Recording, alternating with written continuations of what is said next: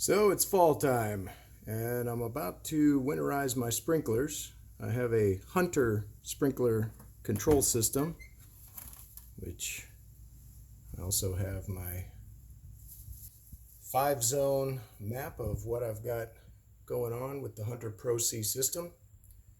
And right around the corner outside is where we're going to find the water control valves and system that we're going to use for this.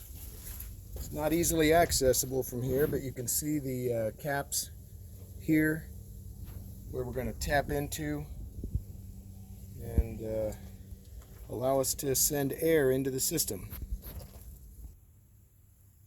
For the air supply, I've got a Cobalt 20-gallon system that can give me up to 150 max PSI, although that is not what we want to push through there. We don't want to create any cracks or problems in our system.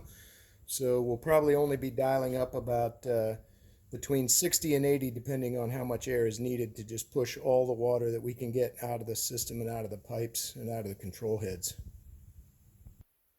So before we get started, the most important thing you got to do is cut the water system off that goes up to your sprinkler. I'm down in my basement and found the control valve, and if we slip that over to the closed position, that should eliminate any water pressure from going through the system while we're trying to evacuate all the water through the system with air. Last year I did this wrong and left that open, and water was pushing through the air hose and was coming out of my Cobalt air compressor, so that's not good. Make sure you do this first. So these are some of the tools that I'm going to need to do the winterizing of the sprinklers in our control head here for the water supply to our sprinklers from the house. And so need a screwdriver to open the valves to vacate the water from the actual piping. We need our air connector that we're going to screw into the small inlet ports here on the back, right there. And then because it's so tight back there in the corner, I need a air hose with a flexible head that's going to connect up to this and go in there. And just in case hand tight won't get it done, we got this pair of pliers to crank this down so it's nice and airtight when it's feeding air into our water system. All right, let's look at one more thing here. You don't want the air to go back in to the house that we've just cut off the supply with. It's not the worst thing since the supply is closed, but we're going to open that up. There's no pressure from the water coming in from the house, but we're going to try and close off the water supply here that goes back to the house, so the air doesn't push into the house. But then from one of these ports where we connect it up, it should send air all the way through and down to our sprinkler system, which will be controlled by the Hunter C control head inside that we showed you a minute ago. So if you've never done this before, the inlet ports here have little black plastic caps on them to keep debris and things from getting inside your piping system. So I'll undo those for this one that I'm going to attach the air coupler for the air hose on the air compressor. And I can pretty much hand tighten that in place, and then we'll crank down on it a little bit with the pliers. But the other part of this, if you can see it, is that we've got it in the closed position, which won't allow any air to go in there, so we need to use the screwdriver to open that up. Let's see if I can do that while I'm videotaping here. Okay, and then all you do is you turn that until it gets into the open position to allow the air to flow through into our system. You can see this one here is closed. This one is open and allows the air to go in. So we'll crank that tight, we'll get the air hose hooked up, and we'll get started. So I'm just using the pliers here that I have on this adapter to just keep kind of hand tightening it until I'm pretty sure that it's tight enough that 60 to 80 psi isn't going to leak out through the threads here. And it looks like I've got it about as tight as I think I need to. I don't need to over crank it. I don't want to damage any of it. And I've already got some water dripping out, which is good. That means it's getting some, it's open and the water that's inside there is coming out. We're going to push all that through the system. This part gets a little bit tricky, but that's only because I'm trying to film this with one hand and put on the air hose with the other. But I've got it pretty well on there, and then I should be able to pull back the collar and then get enough pressure on there to snap it into place.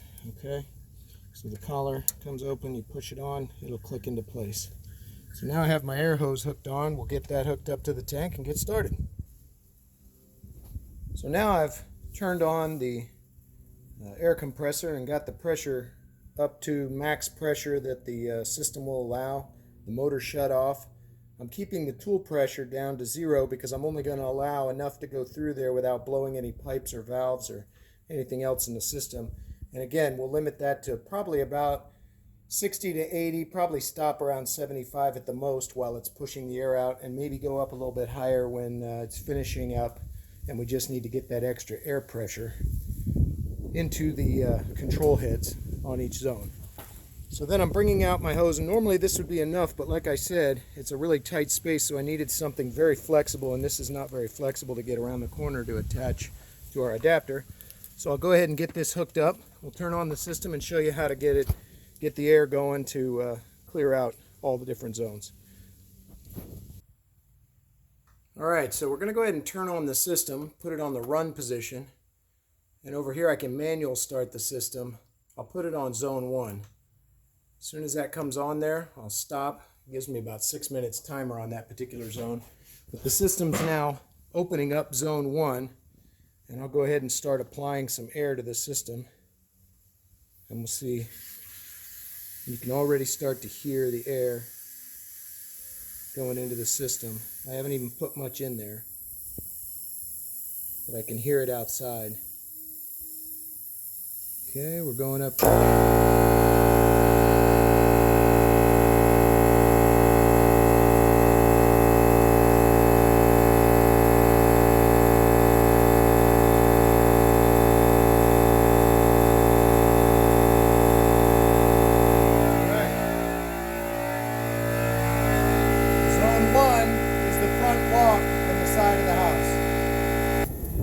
As expected, the front walk and the side of the house have the sprinklers going and the water is coming out.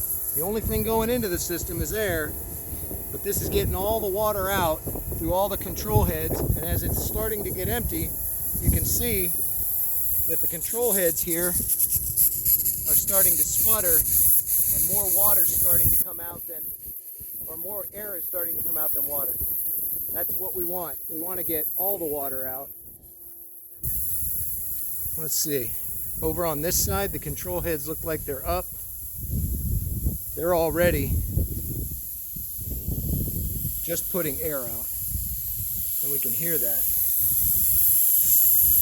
That's what we want. That'll keep any water from cracking anything when it freezes in the control head or the lines. So that's a good sign. That's where we want to be. Now we'll just go back and check again.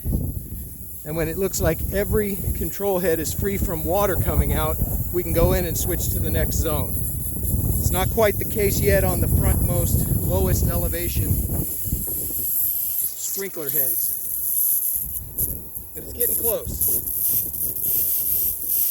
This is where we might need to crank up the pressure just a little bit more, because a lot of that air pressure might be going out on the higher elevation side of the house control heads. This is where I feel okay going a little bit above 80 if I have to, just to get that last bit of water out. But I get a little nervous if I do that up front, because it might blow out seals, or some of the piping might crack if there's too much pressure going in without the air having an easy exit. But we're getting close for sure. And that is just about it. All right, let's go check the pressure. We might put a little bit of pressure in there for that last little bit of water, and then we'll switch to zone 2 and do the same thing. Pressure looks good.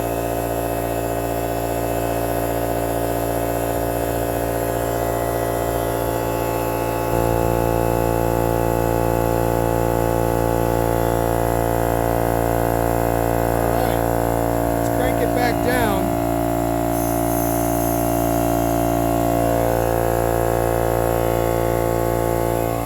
by cranking it back down, we're letting the tank build back up the pressure above 80 so that the initial pressure is enough to push out zone 2.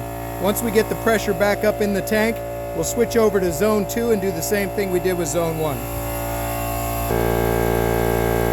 Okay, pressure's getting closer back up to where the engine will shut off here.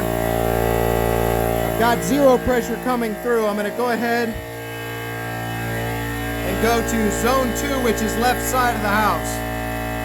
So I press the button, it switches to zone 2. Now I have to apply air pressure to the line.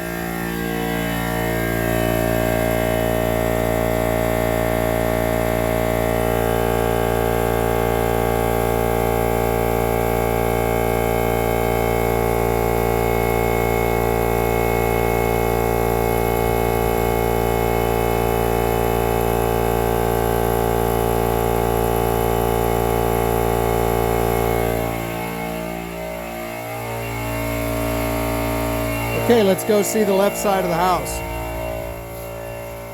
The air's going into our adapter there, and already it sounds like just air coming out. There's one. There we go. There's one, just air coming out. And then you go walking down the line, no water. We keep going. And as we get to a lower elevation, we can see water still coming out of the lowest level sprinkler heads. That makes sense because the water just keeps going down to the lowest level and pooling there. And we need to make sure we keep a constant, steady pressure going through the line until the last couple vacate the water. And even though there's not enough pressure to keep the sprinkler head up, I can see there's still water coming out of the system, so I don't want to prematurely shut it off until all the water has come out of the system. This is again where I could apply more of the air pressure inside just to make sure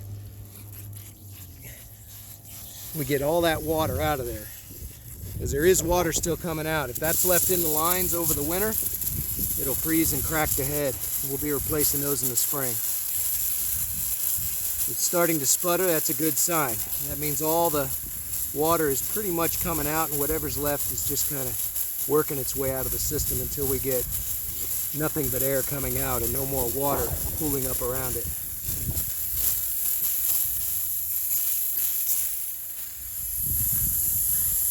That one looks good.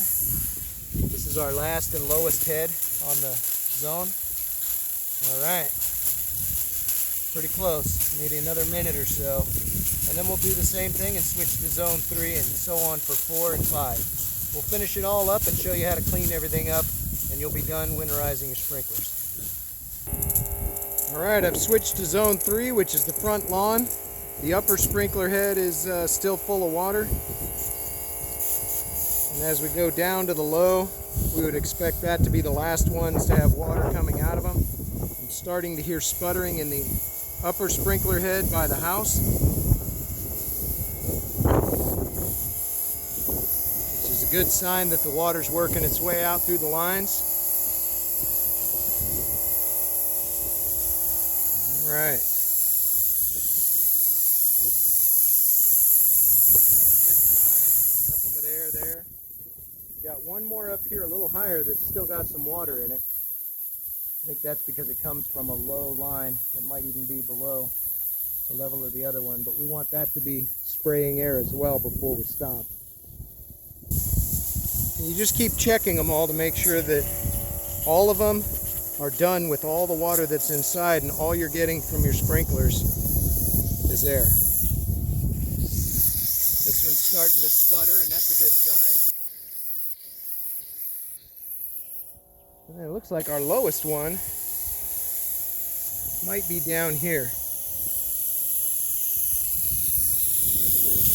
one seems to be pretty empty. That's good. There's one more over here. You got to find them all. That still has some water coming out, so I'm not ready to switch zones or shut off the air just yet. All right, now we can come back up here and Check the other one. All right, nothing but air over there. Nothing but air. This guy's still got a bit of water coming out. It's not much. And so we'll keep going until we've got nothing but air, and then we'll switch to the next zone. All right. Now that we've done all 5 zones, it's time to... Oh, wrong way. Let's let out all the extra pressure from the line. It's okay to have extra. We'll bleed off the tank in a little bit. Come over to the control head. I'm going to go ahead and turn that off for the season. And close her up. Then we can come outside and finish up the rest of our work. Grab my tools. Come on over. And that'll wrap this up. Just unhook this guy, work it off the end there. I'll unscrew the adapter for the air line to go in. And then what I want to do is I want to go ahead and open up all the ports down here at the bottom, the drain port. Open back up the line that'll allow water to flow completely through the system. And as you can see, water is coming out from what was left probably in the line from the house, and with the air allowing it to flow through, it's draining out now. And that'll make sure that there's no water left in the line anywhere here that will cause any cracks or problems later. I'll leave this open so water can move freely there. That way if things are freezing up, and I don't want them to freeze up in the line, they can expand without running into a blockage where air is trapping it and keeping it from going. And then once I'm done pulling this off, I'll go ahead and open up all the black caps on my lines, leaving this one open on the end. And I don't want to forget to go ahead and open this valve here. So I'll open that up in the open position, pull that off, and we're done for the season. All right, I think that's about it. Good luck to you. Signing off.